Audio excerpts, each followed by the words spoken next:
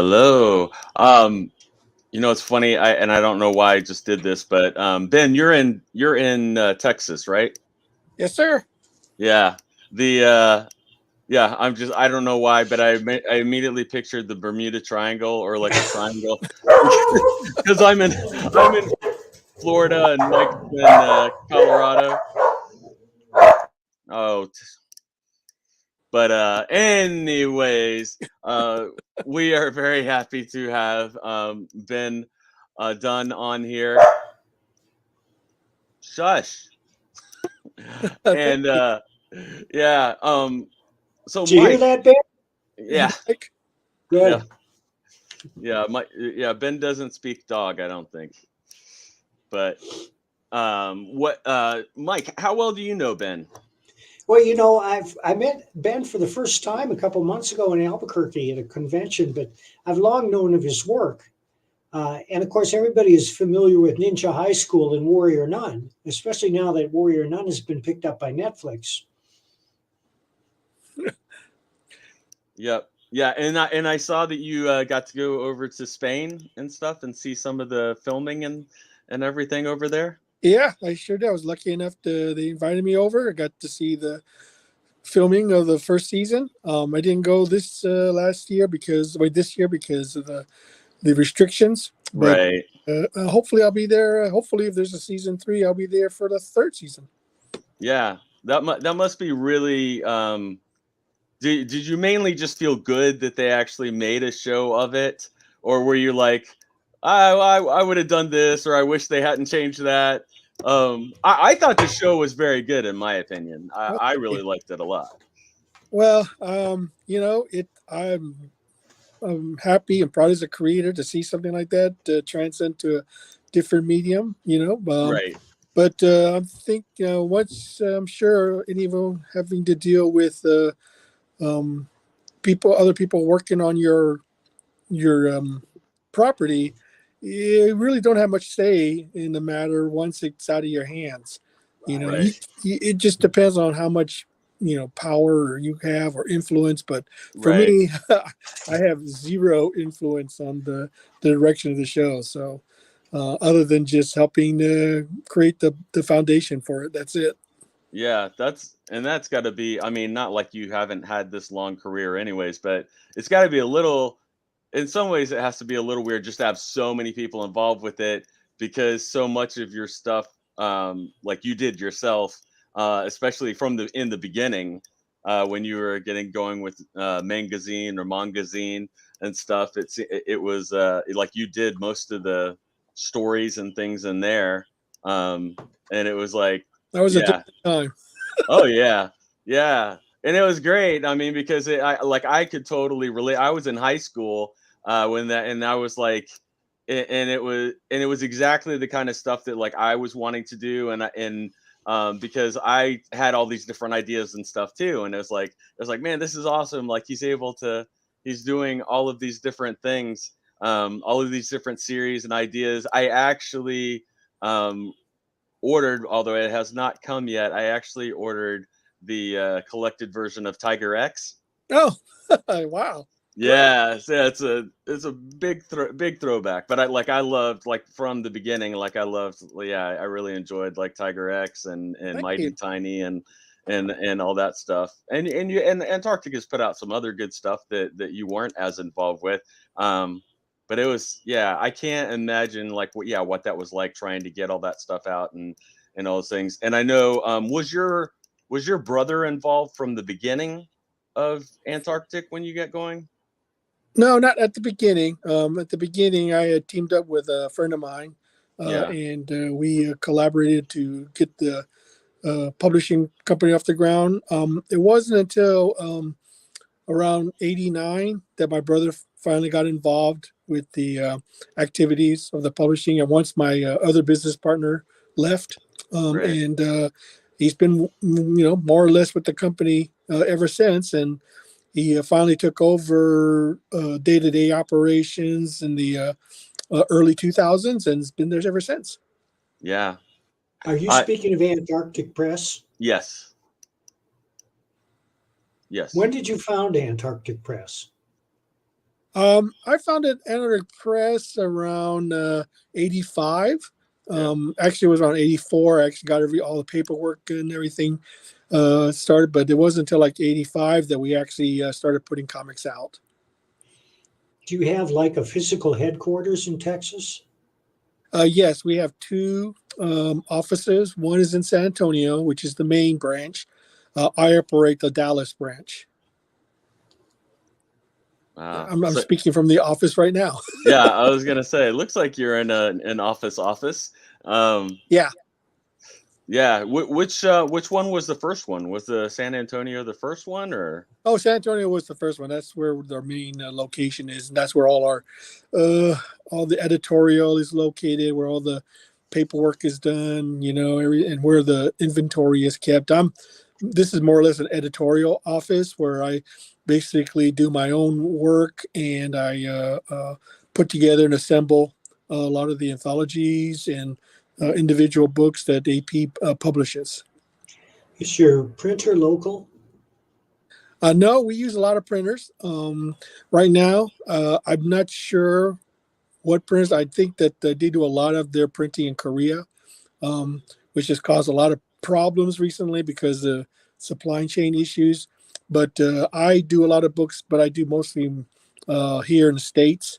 So we do a lot of printing both overseas and locally. So we just go with whatever suits our needs and gives us the best deal.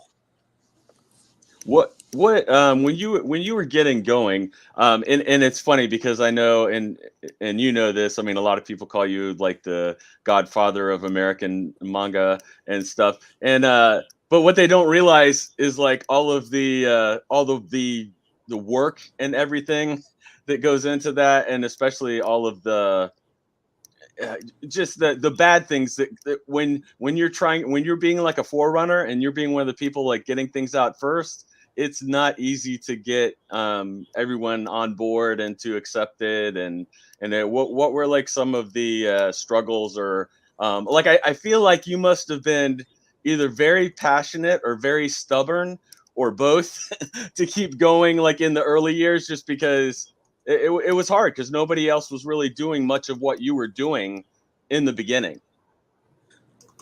Well, it's just one of those things I've always wanted to do. I mean, the thing is that I guess I count myself pretty lucky that I have the ability to draw and write my own stuff, which is a major hurdle for a lot of creators. It's either you can draw but you can't write, or you can write but you can't draw. So the more people you have to rely in the chain, the tougher it becomes. And you have to sometimes you have to make compromises, sometimes you make deals, sometimes you have to decide which is the best course of action to take, and sometimes you just got to make hard decisions based on the situation that you're confronted with. Fortunately for me, for the most part, is that yeah, I'll be honest, being in business for so long, we probably encountered practically every major problem a publisher could ever encounter. And the fact of the matter is that the market is changing. People tastes are changing. And you just have to adapt. You have to be able to move quickly in order to maintain your business. Who's your distributor? Well, right now, Diamond, as you probably know, is our main distributor.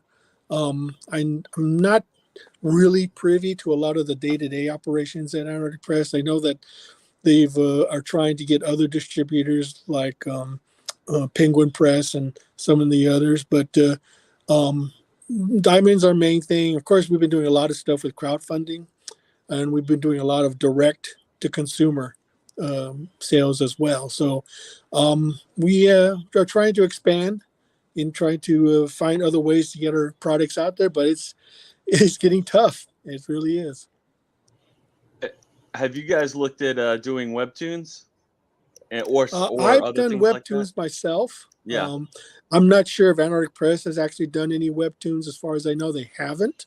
But I've actually been posting a lot of stuff, my own On there. stuff, Okay. on the webtoons because, I mean, hey, doesn't cost anything to post, and the Right. potential return is great. Yeah. Yeah. It's a great sample. Have has the success of Warrior Nun been reflected in your comic book sales and in that title in particular?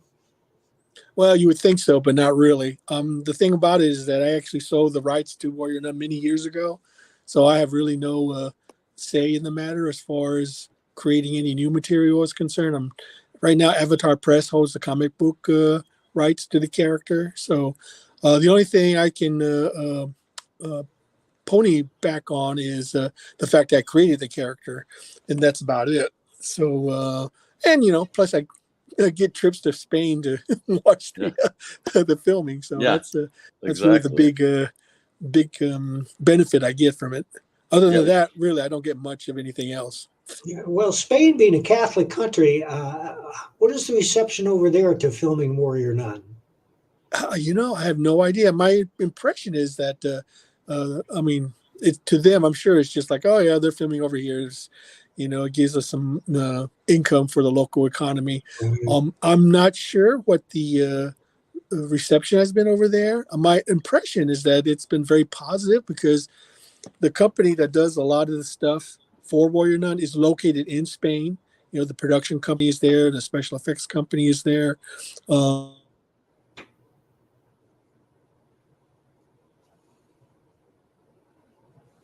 Um, as far as I know, it's been pretty good. They're like I said, they're doing season 2, so that's always a good sign when Netflix green lights a season 2 because recently they've been canceling a lot of shows.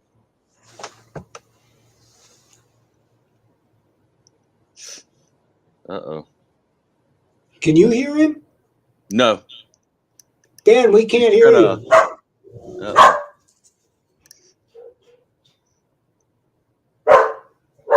Nope. I can hear Freddie. Yeah.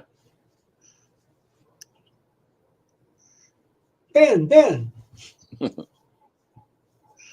What the hell? It's the cybernet. He's gonna probably, he's gonna log back in. Oh, I heard him there for a second. Can you hear me? Yep. Yes. Okay. Sorry about that. Now we can't see you. That's Oh, you okay. can't see me. Okay, hold on. You can have one or the other. I don't have no idea what's going on. Hold on. I'm telling you, it's cybernet. Can you see me now? Yeah. Yep. Okay, good. So Okay. when did you come up with the name, or why did you come up with the name Antarctic Press? Well, the funny thing is originally we were going to call it Penguin Press, but we found out there was already a Penguin Press. So we decided, you know what? Where do penguins live? They live in the Antarctic. So that was probably I know it's strange, but that's Yeah. what we came up with. So we liked it, so we kept it.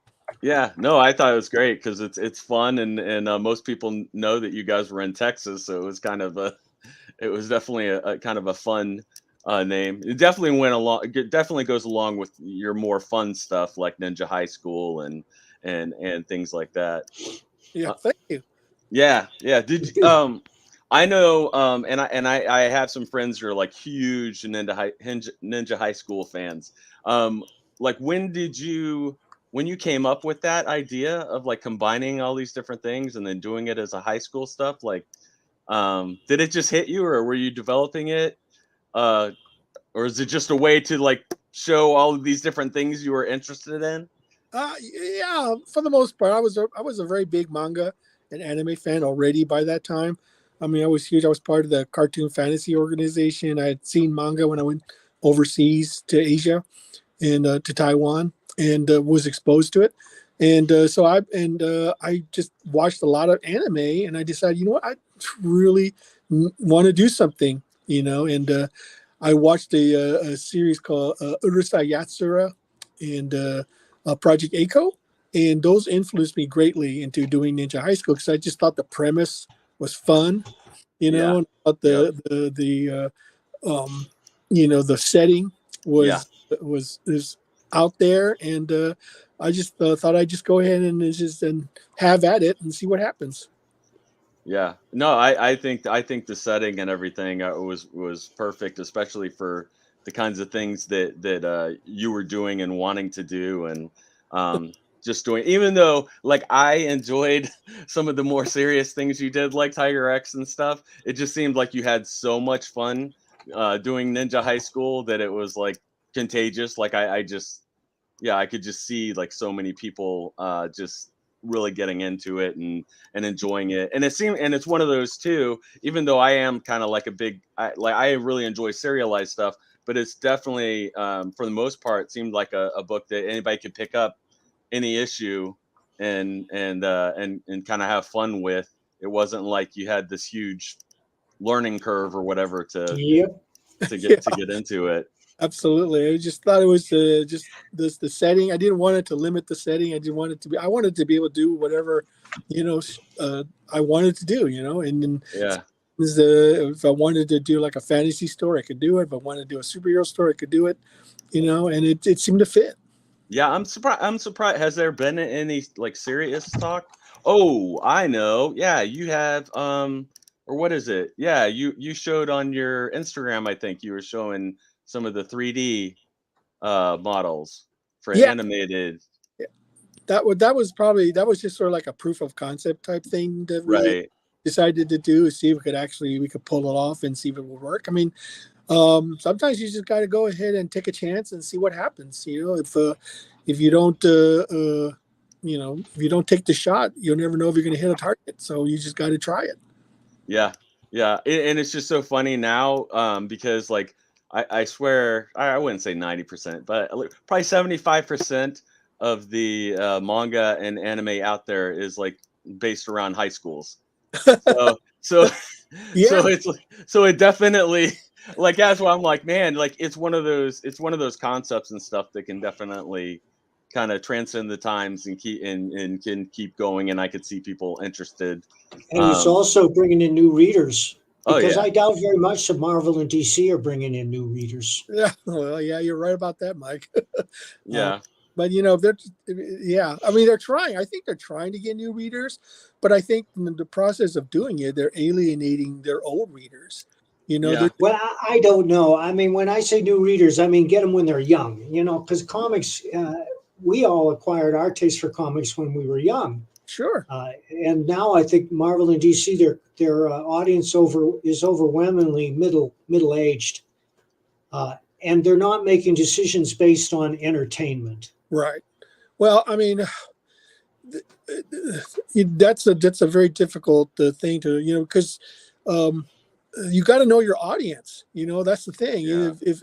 If Marvel and DC are decided that their audience is no longer important to them, they're going to abandon them.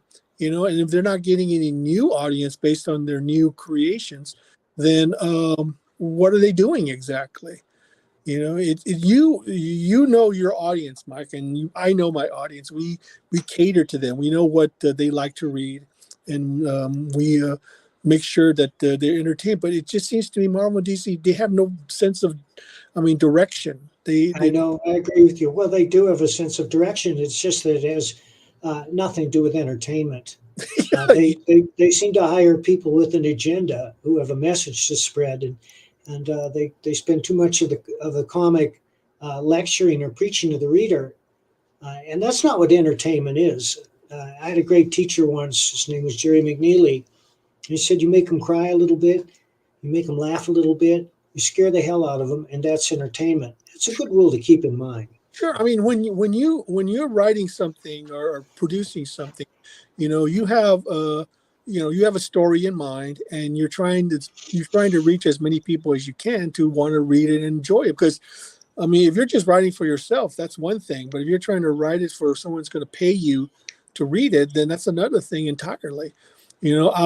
I think that for us, that's important because we rely on that in order to maintain a living, in order to continue to do what we're doing.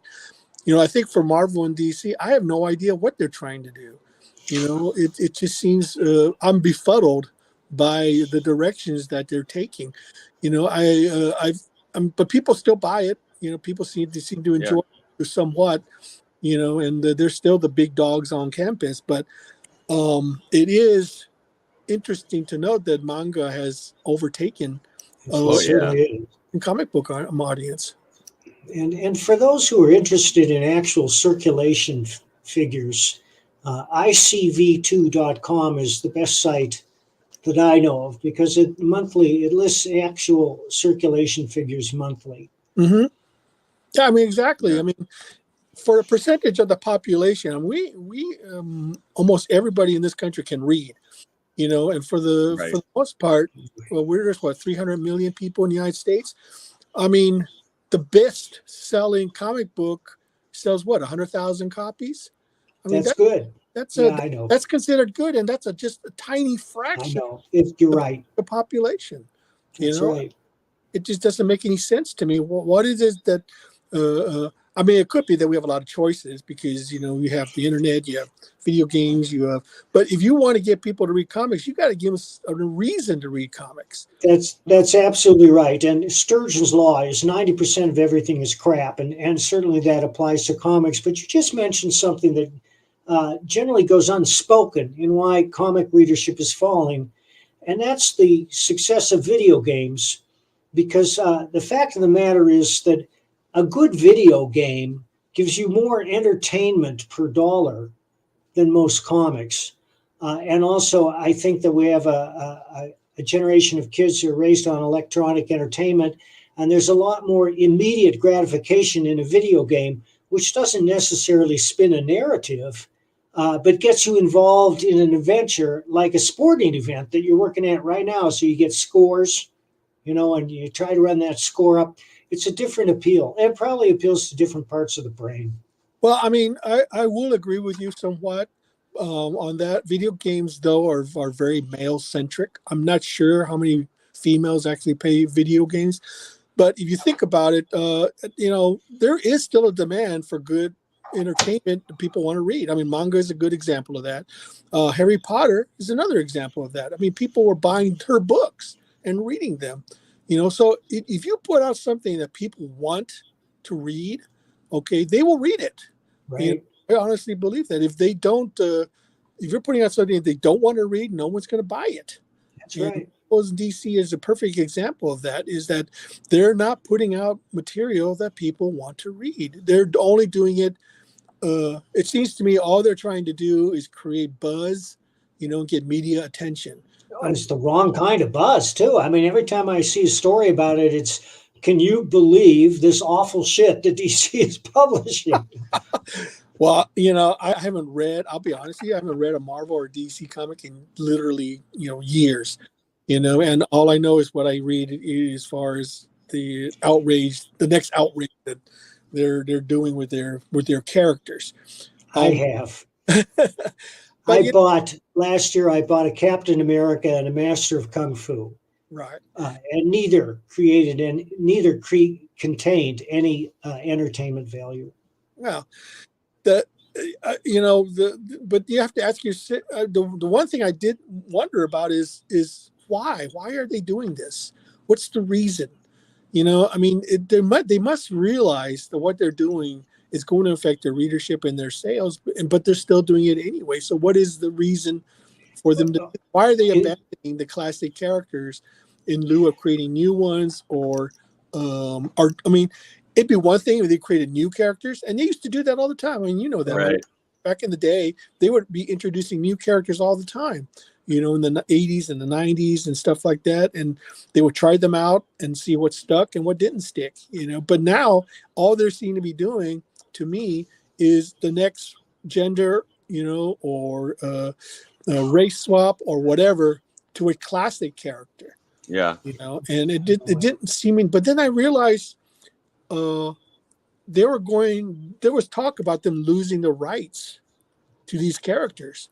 I always assumed they own the rights lock, stock, and barrel. Who's threatening them? What? Who would threaten DC, for example?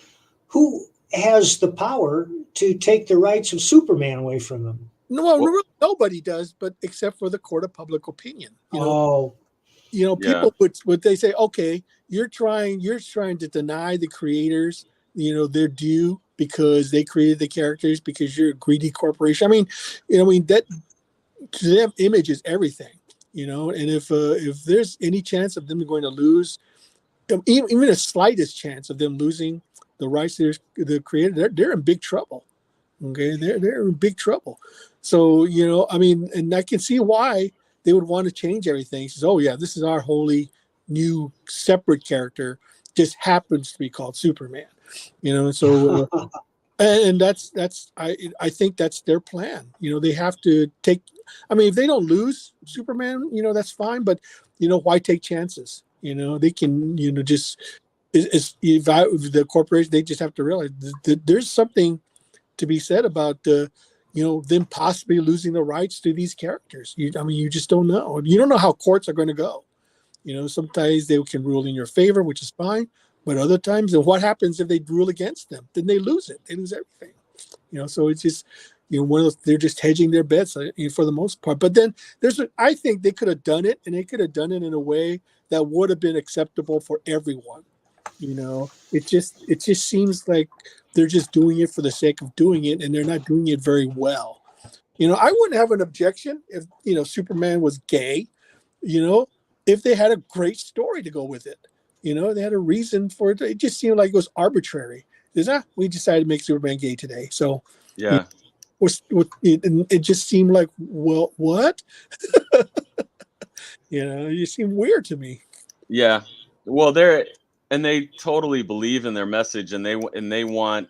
That's the thing. It's almost like propaganda. But the worst thing, especially from us who are writers, is the worst things is that they don't like have nuanced characters. Like the characters are either like people that they like or people that they hate. Like there's no in between. Like I know I was kind of excited when they did when Sam the Falcon did take over to be Captain America several years ago in the comics. I was excited, especially because I thought the suit was cool and everything. And so I picked up the comic, and like everything in it, like anyone who was religious or conservative or like whatever, like they were not just like evil, all of it had border patrol agents in it who like worship demons and stuff.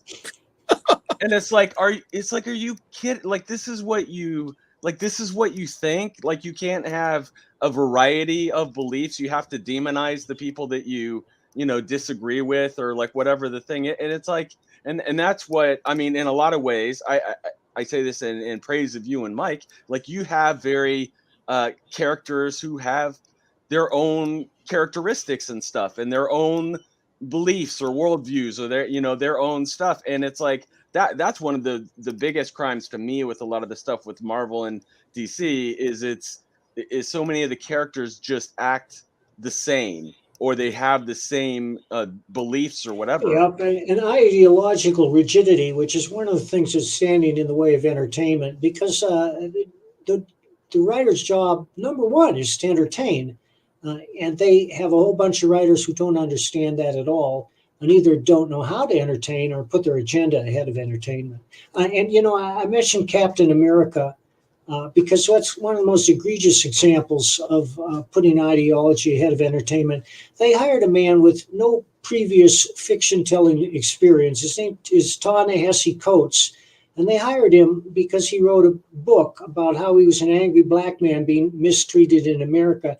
That was a decision made totally for political reasons, and it's astonishing to me that he's been on the book for 4 or 5 years now, and now there's talk that he's been hired to write a Superman movie script. And I predict it will never get made.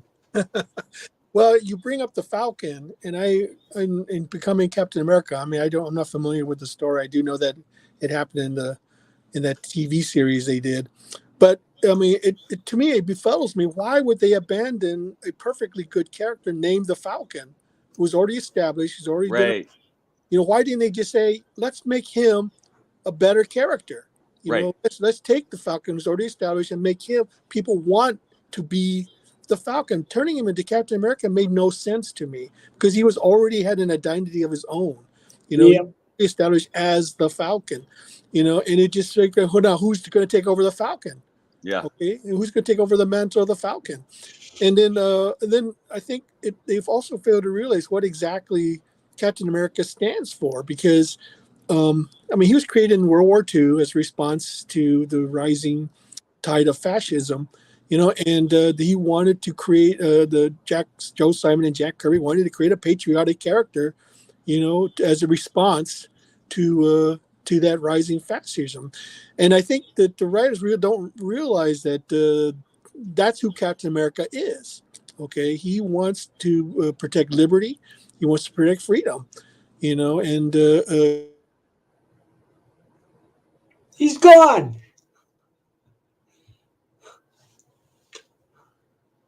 Ben.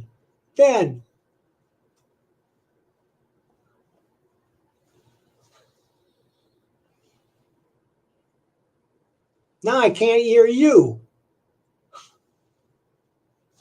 Now I can't hear There we go. you. Yeah, Oh, okay. all right. Yeah, I hit my mute by accident. You know, while we're waiting for Ben to come online, this is a good time to mention that Gary Kissel and I are creating a new title called Private America, and it's everything that Captain America should be but isn't. And it will also incorporate many Punisher-like elements. It's a character that the readers are waiting for. Cool. So why private? A number of reasons. One is to pimp the hubris of naming your character Captain Anything, Yeah. which I think is a trope that needs to be retired. And two, the protagonist is somebody who is dishonorably discharged from the armed forces for shooting a jihadist who was torturing a dog. And that establishes his theme right away. So he's both humble and dedicated to the United States, and also skilled. And when we first meet him, he's where Captain America would be if he were written correctly, which is on our southern border, trying to stop the deluge of illegal aliens. Yeah. Did you see that Texas is building their own border wall now? Yes, and you know, God help us, our liberty and prosperity depend entirely on the states now. Yeah. Well, I wonder if Ben's going to come back. Yeah. I wonder if his stuff might have been dying. But this, in any case, this will be one of our shorter broadcasts if that's the case. But hey, what the hell, Jeff? You and I can always chat. What are you working on? Oh. How's Pistol Fist going? Pistol Fist ended, although I'm still thinking about doing an Indiegogo and stuff like that to raise a little bit more and do a little more stuff because I got, you know, more people interested in more stories and different things. So, and obviously that takes more money to be able to do that. And I have some people who've been sending me some really cool variant covers, and even though our Kickstarter's over, I was like, I might need to run something else. And then honestly, it would probably be with totally different covers for the stuff, which is fine. And there's people that, you know, and I know it's a holiday time, so it's tough for a lot of people. So there's a lot of people who would like to go back and be able to get some other things that they were interested in. I should mention that Thin Blue Line is in demand, and we're only a couple $100 away from 30 thou. Cool. And if we reach 30 thou, I will dye my hair green. That is my pledge to you. And even though that it's about the police, it's going to be the most entertaining comic anybody reads all year. There's no preaching, there's no lectures. It's just pure drama with flashes of humor, because even the grimmest story must have a little humor. Hey, there he is. How many hours, Mike, will you leave your hair green? Oh, probably just long enough to photograph. Ah, Mike. Sorry about that. That's okay. That's okay. We know it's hard down there in Texas. You're right. It sure is. So Ben, what are you working on now? Right now, I'm working on getting Ninja High School back on a monthly basis. It's one of those things I've been trying to do for a while, especially with the 35th anniversary coming up next year, and working on a crossover with a couple of creators. With like Tim Lim, I'm doing a crossover with his Common America character, and I'm working on just editing for the most part. I'm putting together the four major anthology titles for Antarctic Press, and Oh, taking a we sent you an 8-page horror story that was in color. Do you remember that? what was it called? Cenote. I think I remember that one. What? I'll resend it. Huh? I'll resend it. I don't know if you're doing a color anthology, but if you are, you should take a look at this. It's a good Oh, story. we accept color and black and white. I've decided that, you know what, if I get something in black and white, that's no problem. Yeah, but if I get it in color, that's fine too. So I'm not opposed to either one, and so it gives a little bit more flexibility as far as stories are concerned. Because I know not everyone can, get a colorist. So it's I'm becoming being more flexible as far as stories are concerned. There are some books that look great in black and white.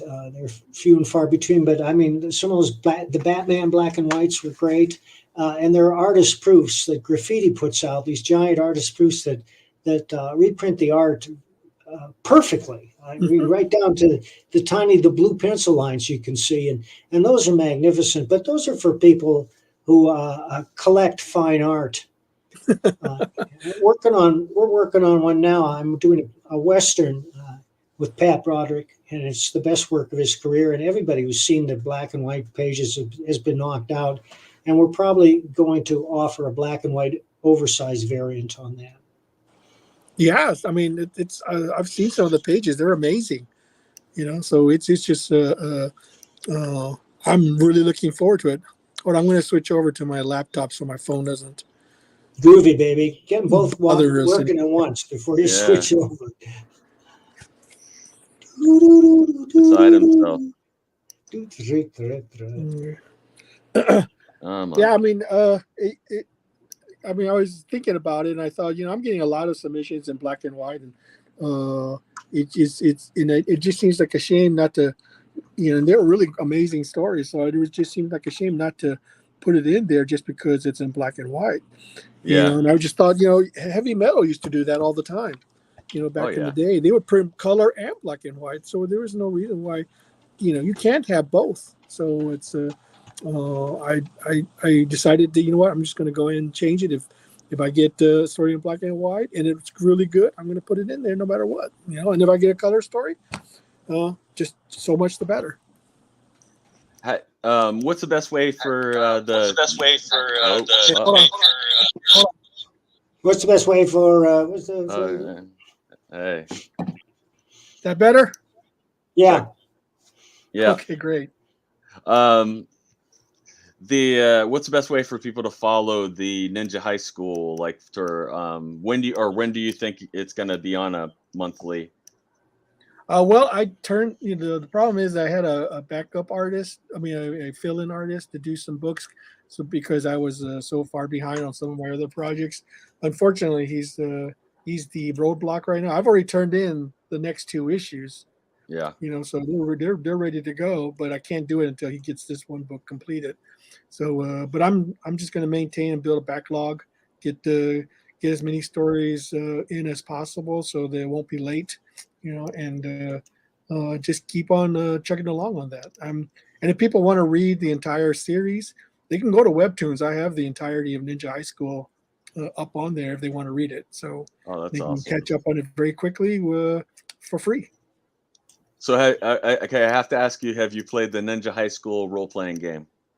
Yes, I have actually. It's really fun. Have you? Uh-huh. Okay, really cool. Good. I haven't really had much time to do much role playing. Right. Because you got to get a group of people together to actually do it. Yeah. I just right now I don't have too many friends who are into role playing, so it's difficult to get together a game.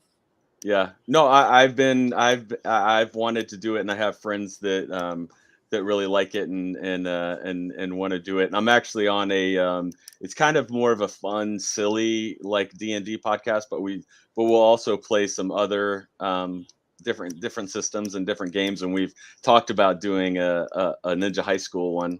Cool. Because some of the great. people involved are such big fans of it. But Well, yeah, fantastic. what was it like? How did the I did want to ask, how did the Marvel Mangaverse come about? Well, believe it or not, that was just a code submission. Back in Wow. 1999, manga was starting to gain prominence in the comic book community. It still was pretty niche, but and Joe Quesada was the editor at the time. So I decided to put together a prospectus. And I just said, you know what, I'm just going to go ahead and draw up my proposal, send it in, and cross my fingers. You know, to be honest, I actually didn't think anything of it. You know, I just Right. said, you know what, I want to do this. I'm going to take a chance. I sent it in, and this is when Marvel was still accepting submissions. Right. I'm not sure they do that anymore, but I got an email from him that says, "Hey, yeah, let's do this," and that's how it came about. I just took a chance and Wow. accepted it. You know, it was just crazy thing. You know, Yeah. sometimes you just have to take that chance. You know, you just Yeah. got to go in and say, you know what have you got to lose? Okay, so the thing is that I had nothing to lose. You know, I Right. spent time to do the artwork, to do the proposal, and sent it in. All it lost me was the time to do the art and do the FedEx bill to send it Right. in, and that was it. You know, so if nothing became of it, you know, I would say, oh well, move on. Yeah. But we loved it, and they decided to go ahead with it. So that's how I got Yeah. the gig. And as a artist and everything too, it gives you something different to draw and to experiment with and practice. And so it's Well, like, not only that, but it also teaches you you need to take chances. You know, you right. just Oh yeah. you know, so you may not always get what you want, but if you don't take that chance, you'll never know. You know, that's Yeah. the thing. You know, a They lot of won't. people they bemoan, you know, oh, you know, the system is rigged against me. I have no chance. You know, well, if you don't, Yeah. you know, step up to the plate and swing, you know, the bat, you'll never know if you're going to hit that home run. Yeah, you have to put stuff, and that's what I've told so many of my, especially really talented friends. It's like you have to put your stuff out there so they can find it or see it. I Right. It mean, does you no good to have it stuck in your head. If you have it stuck in your head, okay, no one's ever going to see it. You could have the most brilliant idea. You know, you could have the next Harry Potter, next Star Wars, you know, who knows? But if you don't put it on paper and let people see it, it doesn't do anybody any good. It's just vapor, you know, yeah, yep, unfulfilled um, potential.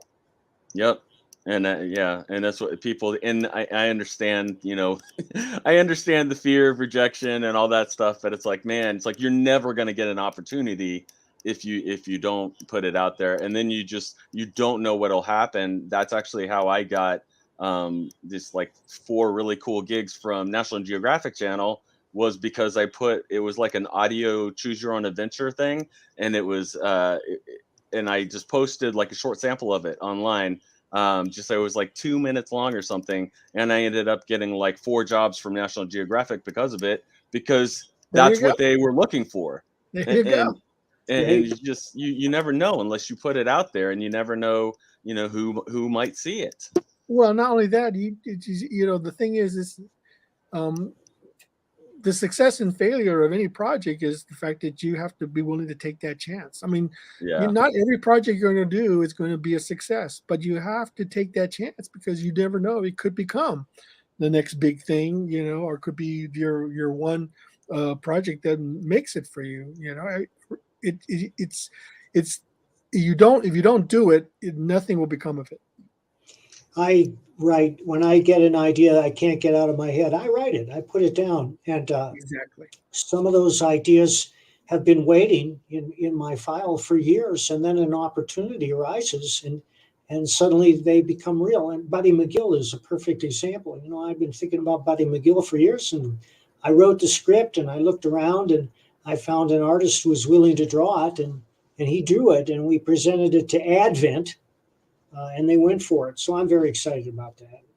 Well, that's wonderful. I mean, that's exactly what I'm talking about. I mean, what's that old saying? Like 91% inspiration, 99% 99% Yeah. perspiration. I mean, that's exactly it. perspiration. This is what are these Exactly. people talking about? This is it, boys. Letting me go. And it's Yeah. also important that especially with new creators, to temper your expectations. A lot of Oh times, yeah. when I'm going to conventions, I'm looking at other people's stuff. They think that their work is going to be like this tremendous hit right out of the gate. And Yeah. that's possible. There's no, I mean, it's a lot of things can happen, but You never know. when you're what it comes down to, when you're dealing with other people's money, okay, they're a little bit more hesitant to take chances on things that haven't been established. And that's the thing about it, is that as a public, from the publisher aspect, you know, we're the ones who are putting up the money. Okay, and you're putting up the time. Okay, so we have to balance out, what your time is and what we're willing to spend on your project. Because it takes money to advertise it, it takes money to print it takes money to, to solicit and all that kind of stuff. And if it's something, and of course you expect to be paid for it. We don't expect you to do it for free.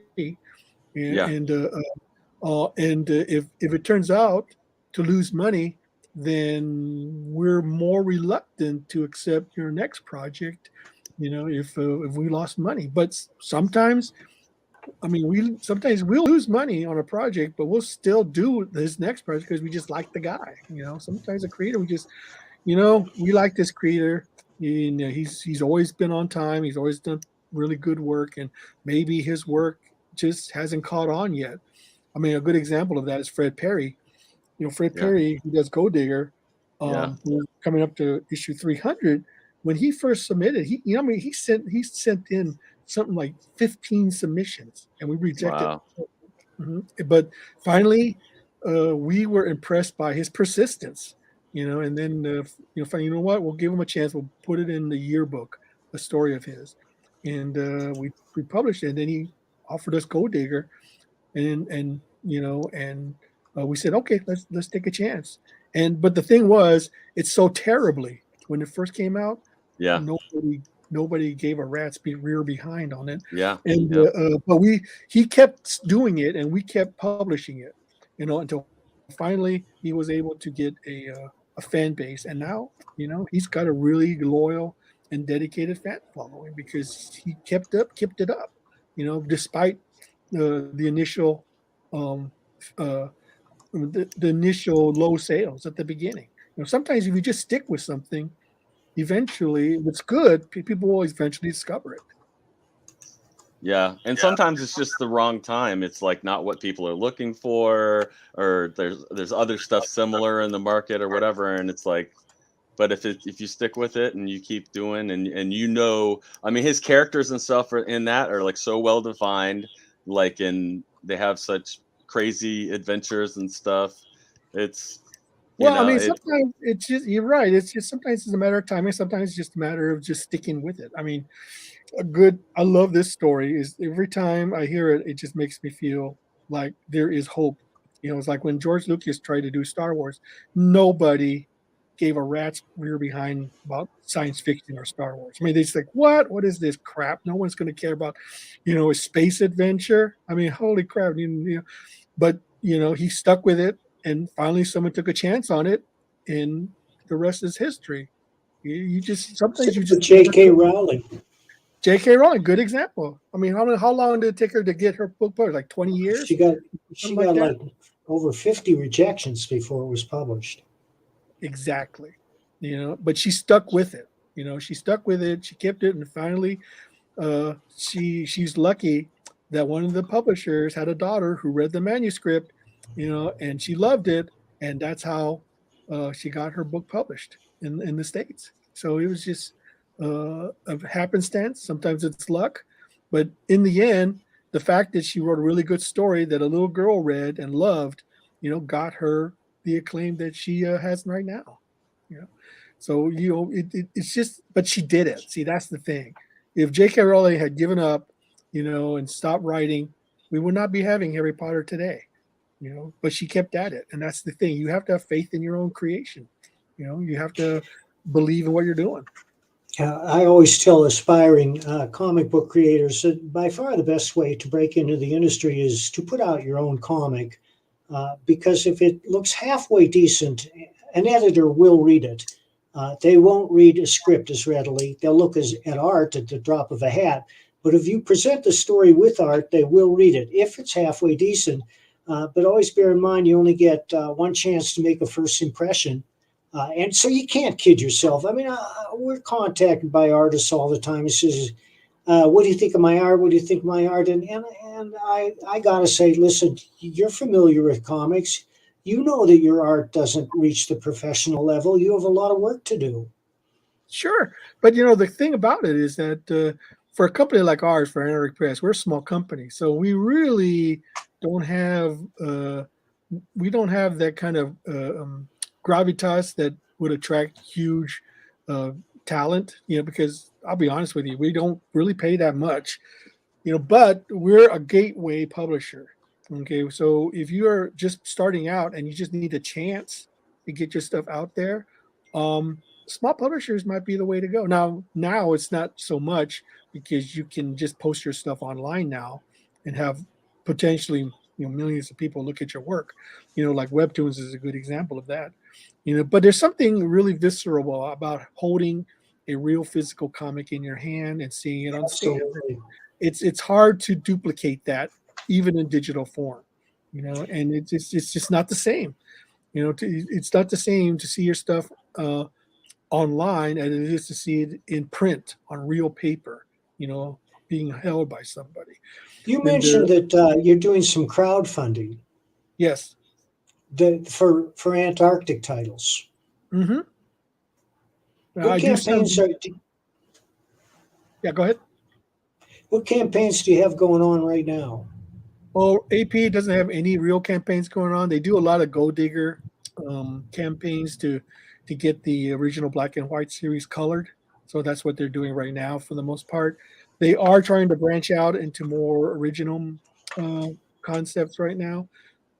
I think they're doing a collection of the Motofumi's Cat Shit One manga into a hardback edition, and I think they also have some other stuff coming up. I'm not really in tune with what they have as far as crowdfunding is concerned, What's because Gold that's Digger?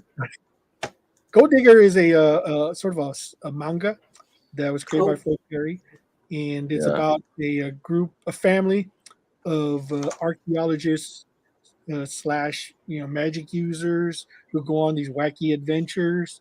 And she has a adopted sister who's like a were cheetah.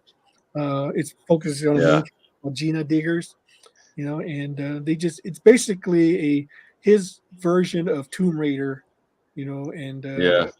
and that was the inspiration for Go Digger, and he just made it his own because he Yeah. couldn't get the rights to Tomb Raider, so he decided to do his own version of Yeah. it.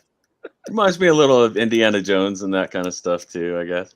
Yeah, I mean, he was a big fan of Indiana Jones, so that was the inspiration for him to do it. But he made it his own. He took the initial concept of what he loved and made it his own. And sometimes a lot of things happen that way. I mean, look at Star Wars. What is Star Wars? Nothing but Flash Gordon, Buck Rogers, all those old Yeah. surreal science fiction. And George Lucas says, you know what? I love these as a kid. I'm going to do my own version of it, and that's how he came about. You know.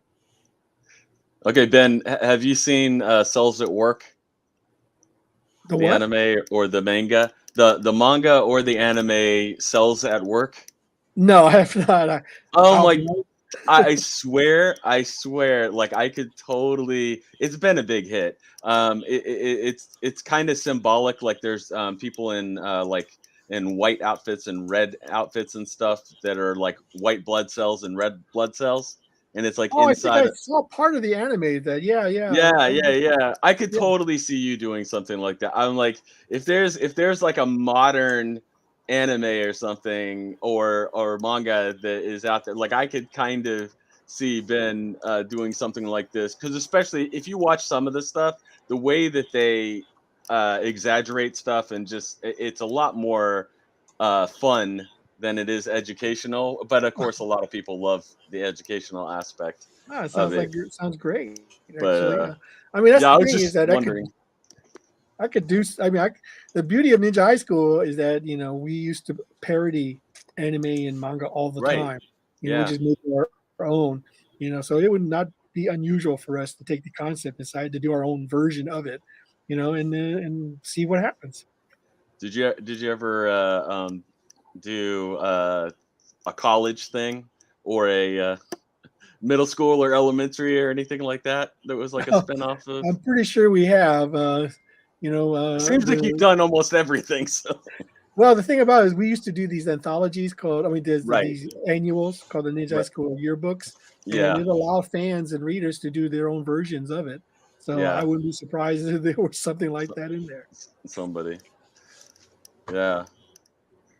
Well, very cool. I guess we can let you go. What is there a best way or that you would like people to follow you online where you Sure. communicate more or I'm on DeviantArt under Dog Supreme. I post a lot of my artwork there. I have webtoons under Ninja High School, so you can check out a lot of my stuff on there as well. You can follow me on Twitter? Facebook and Twitter. Yeah, I'm on Twitter. I'm on Instagram. I'm on TikTok. I'm on all the various social media sites. So I'm not hard to find if you want to get a hold of me. I do respond to creators who want to And see what's your Twitter handle? Zetra Zetra Red. Zetra Red. Yeah. there's always got to be something different. I thought I was being clever, but It's like Ben gets bored easily, I think. no, I still have an Oh, well. AOL account for my email. Wow. People say, AOL, what's that? Yep. Yeah, Well, I still have it. Yep. Well, thank you for joining us, Ben. Thank you so much for inviting me, guys. You guys are amazing. Yeah, you're amazing, man. Or This average. is yeah. Mike is semi-amazing Oh, sometimes. what do you mean? I followed him since his first Badger comic came out many years ago. I bought it off the stands. I loved it. Oh God yeah, bless you, sir. yeah, That's how I discovered him. yeah, yep. Very cool. Well, yeah, we'll let you get back to the. What is the temperature in Texas right now? Do you know? Right now it's raining and it's about 72 degrees. Man, what's the temperature where you are, Mike? 15. A little chilly. Yeah. But we're supposed to get a cold front sometime this weekend. So Yeah, the 50s. Yeah. I wish for you. Well, Yeah, Texas, we can't handle that kind of cold, Yeah. Mike is having Antarctic weather. Yeah, if only, right? Well, we'll see you later. Have a good Right. one. Everybody You follow too. him and check out his stuff. Guys, take care, man.